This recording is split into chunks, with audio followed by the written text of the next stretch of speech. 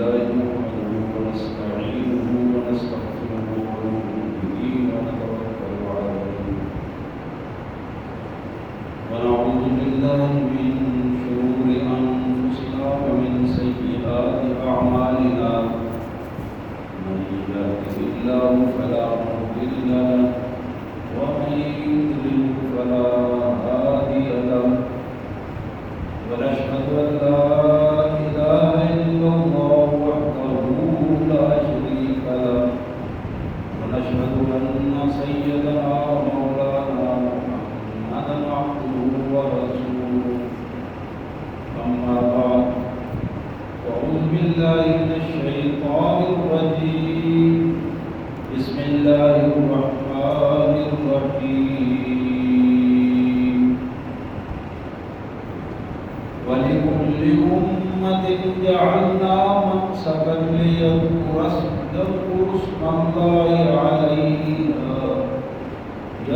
اسم الله على ما رزقهم من بهيمة الأنعام فإلهكم إله واحد فله أسلموا وبشر المخبتين الذين إذا ذكر الله وجلت قلوبهم والصابرين على ما أصابهم والمقيم الصلاة ومما رزقناهم ينفقون والبدن جعلناها لكم من شعائر الله لكم فيها خير فاذكروا اسم الله عليها صواف فإذا وجبت جنوبهما فكلوا منها وأطعموا القانع والمعتر كذلك سخرناها لكم لعلكم تشكرون لن ينال الله لحومها ولا دماؤها ولكن يناله التقوى منكم كذلك سخرها لكم لتكبروا الله على ما هداكم وبشر المحسنين إن الله يدافع عن الذين آمنوا إن الله لا يحب كل خوار كفور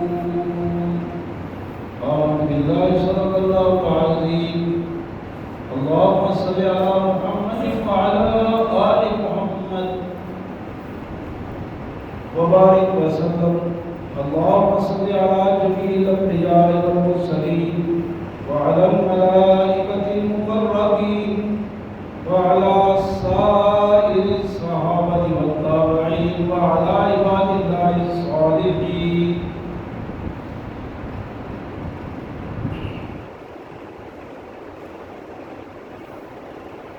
اللہ کی پاک کلام قرآن مجید میں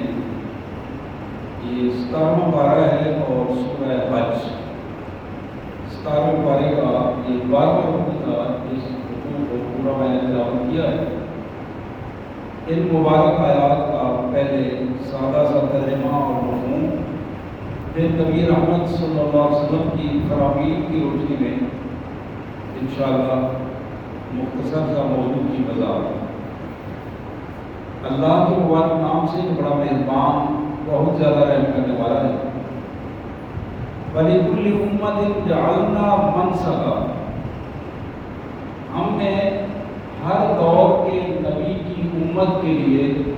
قربانی کا طریقہ حکم مقرر کر دیا تھا اس لیے کہ اس پر وہ قربانی کے جانور پر اللہ کا نام بلند کرے جو کچھ ہم نے انہیں جانور ادا کیے ہیں اور جانوروں کی صورت میں جو رزق ادا کیا ہے ان چوپایوں کو حلال کر کے ذبح کر کے اپنے اللہ کے حضور اس کا نام بلند کر کے قربانی پیش کریں اور یہ بات ذہن میں بٹھا لیں فَإِلَٰهُكُمْ إِلَٰهٌ وَاحِدٌ ان کا بادشاہ، ان کا مالک، ان کا اللہ وحدہ لا شریک ایک اکیلا ہے۔ فَلَهُ أَسْلِمُوا لَهُ وَبَشِّرِ الْمُخْبِتِينَ، اسی کے لیے ہم نے اپنی ساری فرمانبرداریاں اور نیاز مندیاں پیش کر دی ہیں، اور یہ طریقہ جب اختیار کریں گے تو وہ لوگ جو اپنے آپ کو اللہ کے حکم کے سامنے جھکا دیتے ہیں، اللہ والے بن جاتے ہیں، تو اللہ فرماتے ہیں کہ میرے رسول ان کو خوشخبریاں دے دو کہ ان کی یہ کیفیات اللہ کے ہاں مقبول کیفیات ہیں۔ یہ کون لوگ ہیں مخبت؟ الذین اذا ذکر اللہ وجلت قلوبہم، کہ جب ان کے سامنے اللہ کا ذکر کیا جائے تو ان کے دل اللہ کے خوف سے اور زیادہ عاجز بن جاتے ہیں، اللہ کی محبت اور خوف کی کیفیت ان کے دلوں میں اور زیادہ بڑھ جاتی ہے۔ والصابرین علی ما اصابہم، یہ وہ عظیم لوگ ہیں کہ اللہ کی راہ میں جب انہیں کوئی تکلیف پہنچتی ہے، اللہ کی راہ میں کوئی آزمائش آتی ہے، کوئی پریشانی ہوتی ہے، اس پہ اللہ کے لیے صبر و استقامت سے کام لیتے ہیں۔ والمقیم الصلاۃ، اور اللہ کے حضور باقاعدگی سے عبادات کو باقاعدگی سے ادا کرتے ہیں۔ وَمِمَّا رَزَقْنَاهُمْ يُنْفِقُونَ، اور جو کچھ ہم نے انہیں عطا کیا ہے رزق کی صورت میں، اس رزق میں سے اپنے اللہ کی رضا کے لیے خرچ کرتے ہیں۔ پھر فرمایا وَالْبُدْنَ جَعَلْنَاهَا لَكُم مِّن شَعَائِرِ اللَّهِ، یہ جو قربانی کا جانور ہے، وہ اونٹ کی صورت میں ہو، گائے کی صورت میں ہو، وہ بکرے یا چندرے کی صورت میں ہو، قربانی کا جانور اس کو اللہ نے اپنے شاعر میں سے بنا لیا ہے۔ یہ اللہ کے دین کی علامات قرار پاتی ہیں۔ یہ جانور پہلے بھی حلال ہے، لیکن جب یہ قربانی کے جانور بن جائیں تو پھر اللہ تعالیٰ کے ہاں یہ شاعر کی صورت اختیار کرتے ہیں، ان کا درجہ اور بڑھ جاتا ہے۔ پھر اللہ فرماتے ہیں لَكُمْ فِيهَا خَيْرٌ، اس قربانی کے جانور کو خریدنا، اسے سنبھالنا اور پھر اسے قربانی تک پہنچانا، لَكُمْ فِيهَا خَيْرٌ، ان سب چیزوں میں تمہارے لیے خیر ہی خیر ہے، بھلائی ہی بھلائی ہے، نیکیاں ہی نیکیاں ہیں۔ فَاذْكُرُوا اسْمَ اللَّهِ عَلَيْهَا صَوَافَ، جب تم زیادہ جانوروں کی قربانی کرنے لگو اور بالخصوص اونٹوں کی قربانی کرنے لگو تو انہیں ایک قطار میں کھڑا کر دو، صف بندی کر دو ان کی، اور پھر اس کیفیت میں ان کو قربان کرو، نہر کرو، ذبح کرو۔ فَإِذَا وَجَبَتْ جُنُوبُهَا فَكُلُوا مِنْهَا وَأَطْعِمُوا الْقَانِعَ وَالْمُعْتَرَ، جب وہ جانور مکمل تیار ہو جائیں، قربانی اور ذبح کرنے کے بعد مکمل تیار ہو جائیں، تو پھر تمہیں اس کی اجازت ہے کہ تم خود بھی کھاؤ، اگر کوئی مانگنے والا آ جاتا ہے تو اس کو بھی عزت کے ساتھ دو، اور جو مانگنے والا نہیں آیا اور آپ کو علم ہے کہ اس کے گھر ضرورت ہے تو پھر اس کے گھر میں پہنچاؤ۔ قانع والمعتر، دونوں صورتوں میں اللہ فرماتے ہیں کہ تم اپنی ذمہ داری کو پورا کرو۔ جنہوں نے قربانی کی ہے ان کی یہ ذمہ داری بنتی ہے کہ اگر کوئی گھر مانگنے والا آ گیا ہے تو اسے جھڑکے نہیں، بلکہ اچھے انداز میں جو کچھ میسر ہے وہ دے دیں۔ اور گلی محلے میں دیکھیں کہ جس نے قربانی نہیں کی اس کی ضرورت مند ہے اور وہ مانگنے کی پوزیشن پہ بھی نہیں ہے، گھر سے نکلا نہیں ہے، اس کو وہاں پہنچاؤ، یہ بھی بڑا خفیہ خیر۔ پھر اللہ نے فرمایا کذالک سخرناها لکم لعلکم تشکرون، یہ جو جانور ہے نا اللہ نے فرمایا کہ ان کو ہم نے تمہارا مطیع کر دیا ہے، تمہارے قابو میں آ گئے ہیں، اور اس قابو میں آ کر تمہارے لیے آسان ہو گیا ہے کہ تم ان کو ذبح کر سکو۔ یہ صرف اللہ کی مہربانی ہے، ورنہ تم کسی جانور کو قابو نہیں کر سکتے۔ یہ اس لیے ہے کہ تم اللہ کے شکر گزار بندے بنو، اس پر بھی اللہ کا شکر ادا کرو کہ اللہ تیرا شکر ہے تو نے اس جانور کو میرے قابو میں دیا ہے، اور مجھے توفیق ہوئی ہے کہ میں اللہ کے لیے تیرے راستے میں قربان کر رہا ہوں۔ اور پھر بڑی اہم بات آخر میں اللہ نے ارشاد فرمائی، لن ینال اللہ لحومها ولا دماؤها ولکن ینالہ التقوی منکم۔ ایمان والوں، قربانی کرنے والوں، یہ بات نوٹ کر لو کہ اللہ کے ہاں تمہاری قربانیوں کا گوشت اور خون نہیں پہنچتا، اس کو اس کی ضرورت نہیں ہے، بلکہ جناب تقویٰ منکم، وہ یہ دیکھنا چاہتا ہے کہ تمہاری نیتیں اور اندر کی کیفیت کیا ہے، تمہارے تقویٰ کی وہاں قیمت لگتی ہے،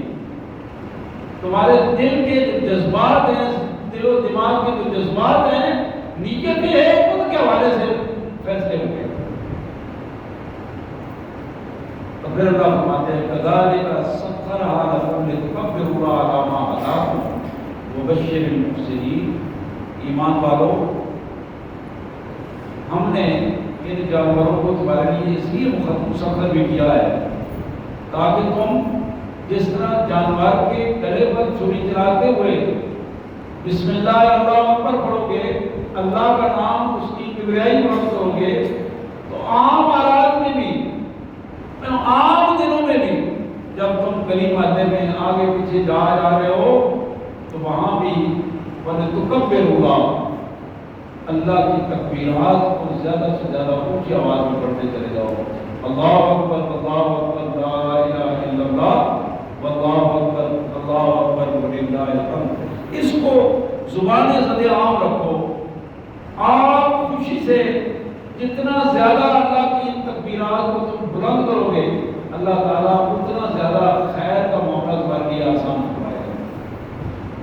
اور پھر اللہ فرمایا بشر المحسنین، میرے رسول ان کو بھی خوشخبری دو جو احسان کر کے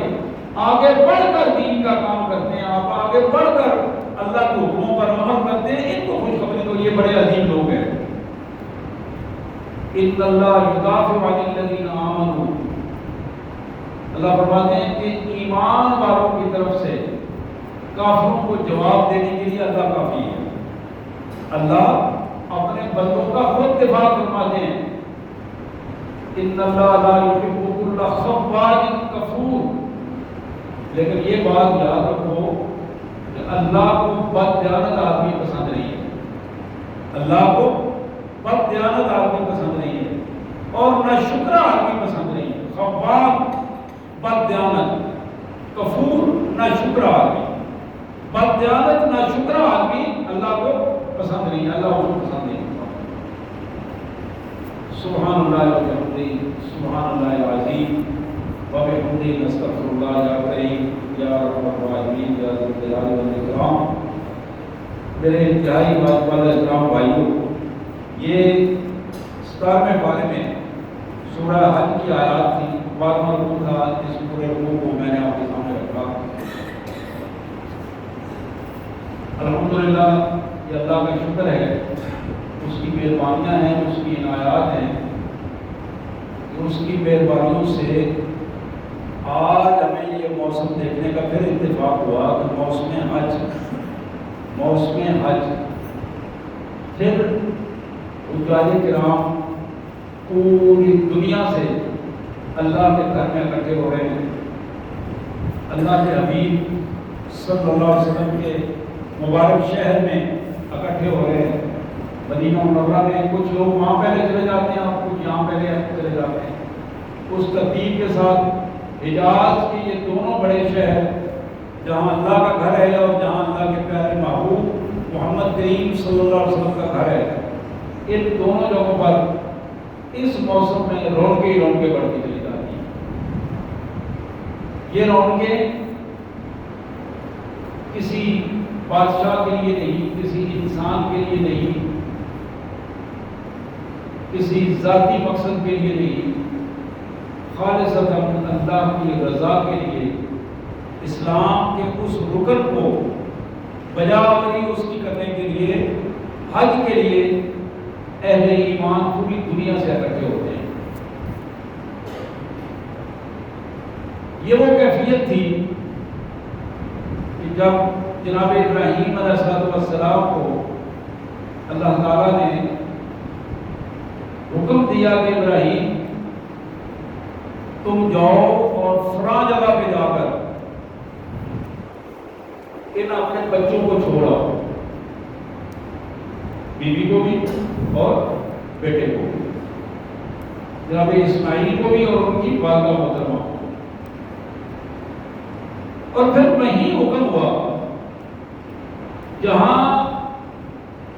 ایک مدت کے بعد جب اللہ کے نبی وہاں گئے تو وہاں پتہ چلا کہ یہاں تو پانی کا چشمہ ابل رہا ہے، یہاں تو آبادی ہو گئی ہے۔ تو وہیں اللہ نے پھر فرمایا کہ یہ جبرائیل علیہ السلام نے نشاندہی کی، یہ جگہ کعبۃ اللہ کی جگہ ہے جس کے نشانات مٹ گئے تھے، پہلے بھی اسی جگہ پہ حضرت آدم علیہ السلام نے تعمیر کیا تھا۔ تو حضرت ابراہیم کو حکم ہوا کہ آپ باپ بیٹا دونوں مل کے اس اللہ کے گھر کی تعمیر کریں۔ انہوں نے اللہ کے اس گھر کی تعمیر کی، اور پھر اللہ نے حکم دیا کہ ابراہیم اس گھر کی چھت پر کھڑے ہو جاؤ اور ایک آواز لگاؤ۔ یہ الفاظ قرآن مجید کے ہیں، آواز لگاؤ، تمہاری آواز میں دنیا کے کونے کونے تک پہنچا دوں گا، اور تمہاری اس آواز کے نتیجے میں لوگ پیدل بھی آئیں گے، سواریوں پہ بھی آئیں گے، جوان بھی آئیں گے، بوڑھے بھی آئیں گے، خواتین بھی آئیں گی، دور دور سے لوگ اکٹھے ہو کر تیرے اس آواز پر اللہ کے گھر میں حج کے لیے اور یہ مناسک ادا کرنے کے لیے آئیں گے۔ یہ آپ کے علم میں ہے کہ حج ارکان اسلام میں اہم ترین رکن ہے۔ 5 ارکان اسلام کے، جو 5 بنا بھی انہیں کہتے ہیں، ارکان بھی کہتے ہیں، 5 بنیادیں بھی کہتے ہیں اسلام کی۔ پہلی بنیاد یہ ہے اشہد ان لا الہ الا اللہ وحدہ لا شریک لہ واشہد ان محمدا عبدہ ورسولہ۔ یہ اسلام کی پہلی بنیاد ہے۔ دوسری بنیاد یہ ہے کہ نماز پڑھی جائے، روزہ رکھا جائے، اور چوتھی کیا ہے؟ حج کی جائے، حج کی جائے۔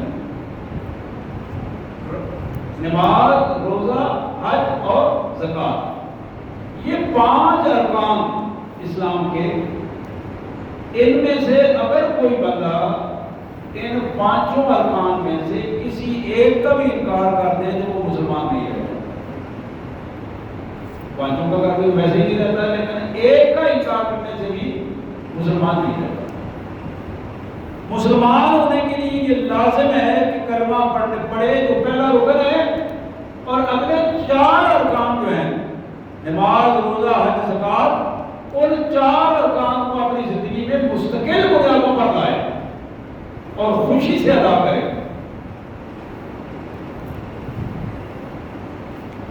حج کے بارے میں اللہ کے پیارے حبیب محمد کریم صلی اللہ علیہ وآلہ وسلم کا ارشاد گرامی ہے۔ پوچھا گیا حضور حج میں کس بندے پر حج فرض ہوتا ہے اور اس میں کیا بنیادی ضرورتیں کیا ہیں، شرائط کیا ہیں؟ آپ نے فرمایا کہ میری امت کا وہ فرد،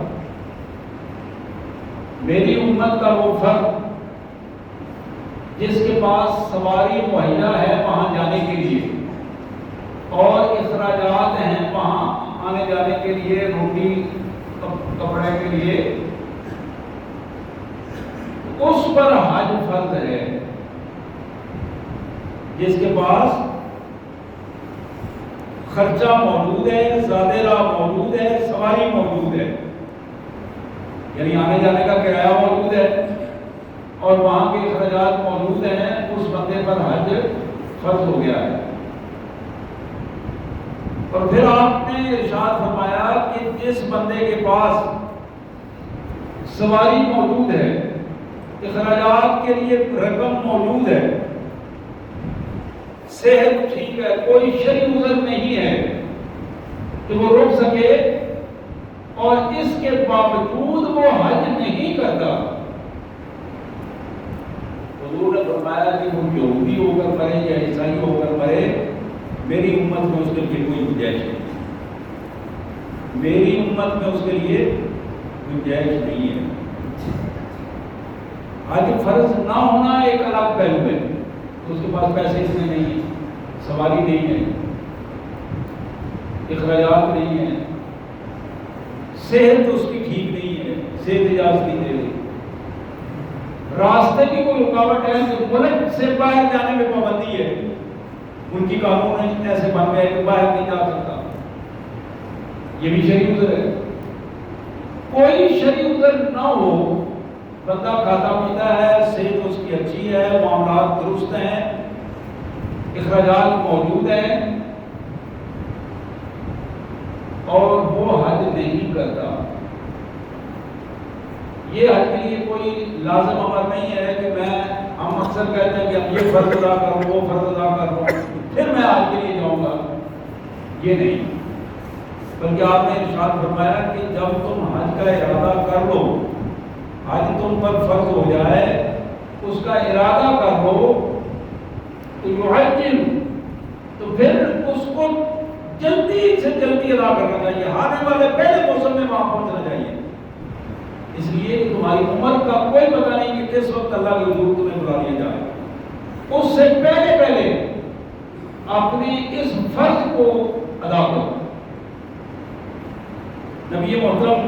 سید کائنات صلی اللہ علیہ وسلم کے حوالے سے مسلم شریف کی حدیث جناب ابو ہریرہ رضی اللہ تعالیٰ عنہ کی یہ روایت ہے۔ ابو ہریرہ رضی اللہ عنہ کہتے ہیں خاطبنا رسول اللہ صلی اللہ علیہ وسلم فقال یا ایھا الذین آمنوا یا ایھا الناس قد فرض علیکم الحج فحجوا، آپ نے خطبہ ارشاد فرمایا اور خطبے میں آپ نے ایک ہی بات پر زیادہ زور دیا کہ لوگوں تم پر حج فرض کر دی گئی ہے اور حج کرو۔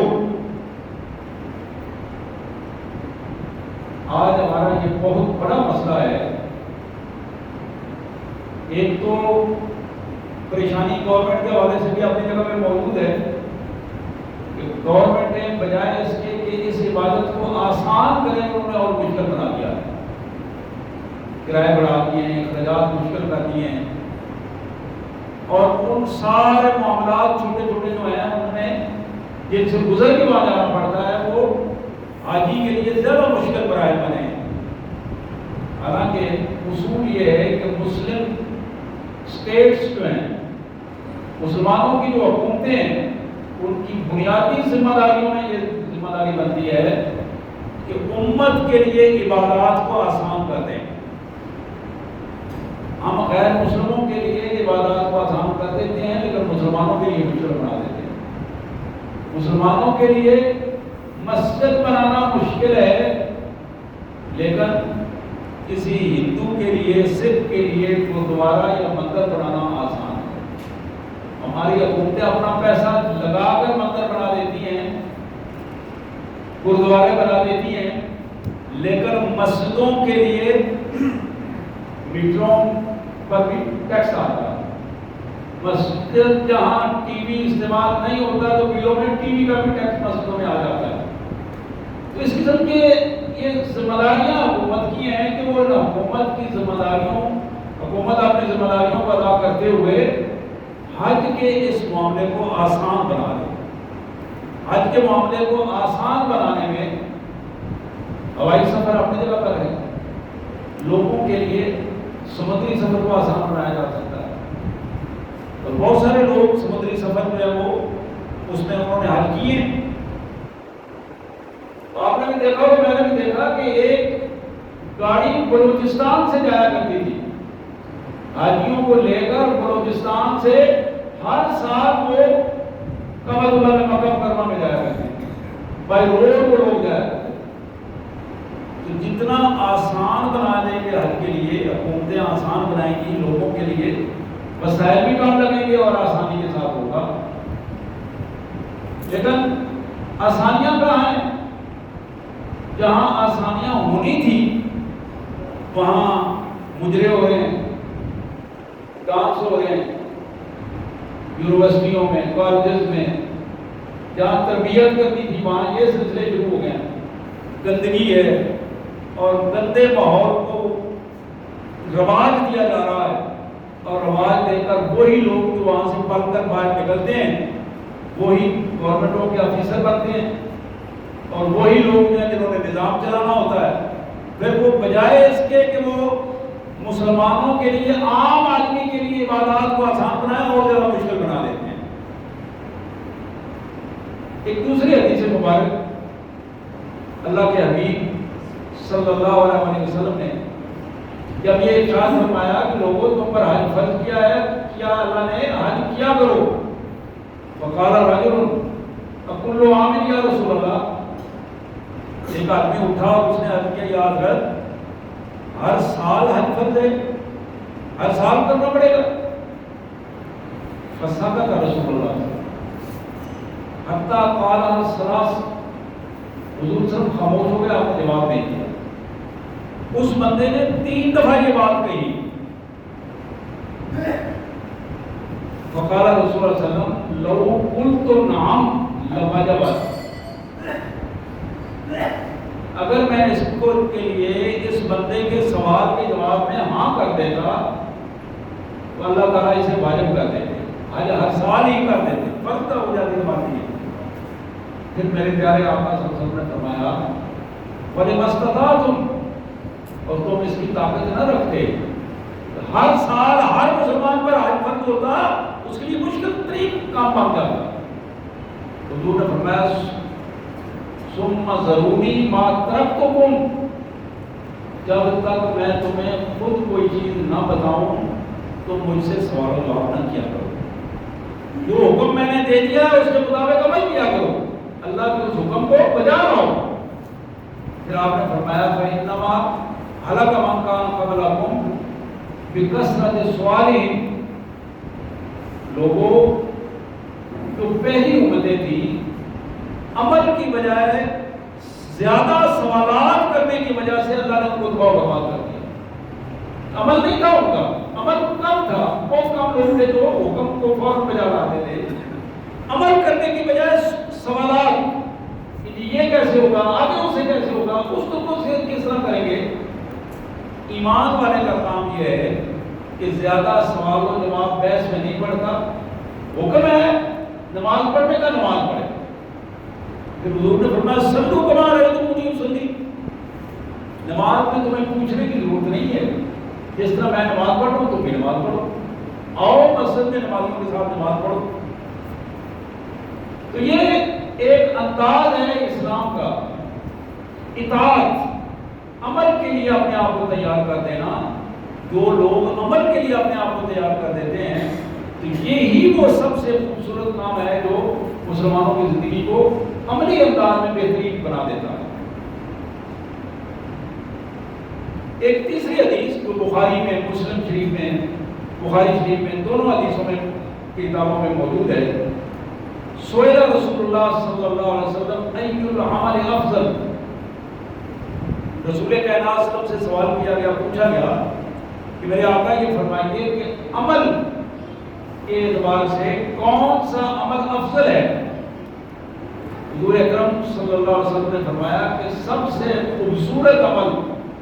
افضل عمل ایمان باللہ و رسولہ، سب سے پہلی بات کہ بندہ اللہ اور اللہ کے رسول پر سچا ایمان تک لانے والا بن جائے، یہ سب سے پہلا۔ پوچھنے والے نے پھر عرض کیا ثم ماذا یا رسول اللہ، حضور اس کے بعد آپ نے فرمایا جہاد فی سبیل اللہ، ایمان کے بعد جو سب سے بڑا عمل ہے وہ اللہ کے راہ میں نکل کھڑے ہونا اپنی جان کے ساتھ، اپنی سواری کے ساتھ، اپنے پیسوں کے ساتھ، ساری چیزیں لگا کر اللہ کے راہ میں نکل کھڑے ہونا اور میدان جہاد میں اپنے آپ کو نکال دینا۔ تو پھر اس نے عرض کیا ثم ماذا یا رسول اللہ، تیسرا سوال تھا یاد رکھ، اس کے بعد آپ نے فرمایا حج مبرور، ایسا حج جو مقبول حج ہو جائے جس میں اللہ کی نافرمانی نہ ہو، اللہ کی نافرمانی نہ ہو۔ ایک موقع پر آپ سے پوچھا بھی گیا یا حضرت مقبول حج یا حج مبرور کون سا ہو سکتا ہے؟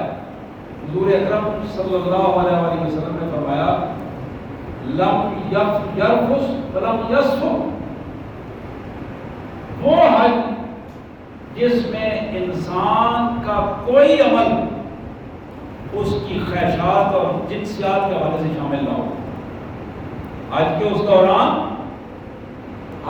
دوران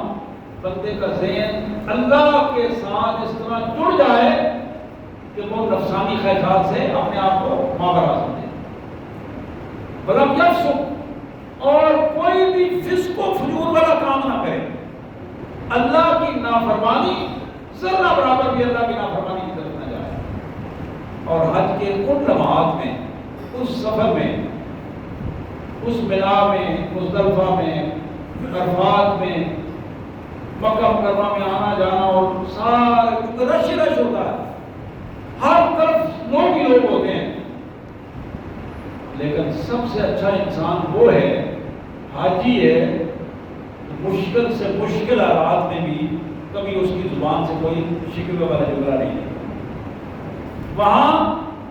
پاؤں پہ پاؤں آ جاتے ہیں، کندھے سے کندھا مل جاتا ہے، ٹکریں لگ جاتی ہیں۔ تو جو اچھے لوگ ہیں، فرما بردار لوگ ہیں، ان کو غصہ نہیں آتا بلکہ آسانی پیدا کرتے ہیں۔ میں تو بڑا اگلے دن پڑھ رہا تھا، بڑی کمال کی بات، ہزاروں کمزوریوں کے باوجود آج بھی جہاں 2 ارب مدینہ منورہ میں، مکہ مکرمہ میں آج بھی کہیں جھگڑا ہو جائے، لڑنے کی پوزیشن میں آ جائے، تو فوراً ان دونوں میں سے کسی کی ضرور آواز اٹھتی ہے، صلو علی محمد، صلو علی محمد، صلی علی رسول المختار، صلی علی رسول، صلو النبی صلی اللہ علیہ وسلم، اللہ کے رسول پر درود پڑھو۔ یہ لفظ کہتے ہی لڑائی ختم ہو جاتی ہے، جھگڑا ختم ہو جاتا ہے۔ میں سمجھتا ہوں آج بھی ہمارے یہاں بھی یہ روایت ہونی چاہیے کہ اگر کہیں غلط فہمی ہو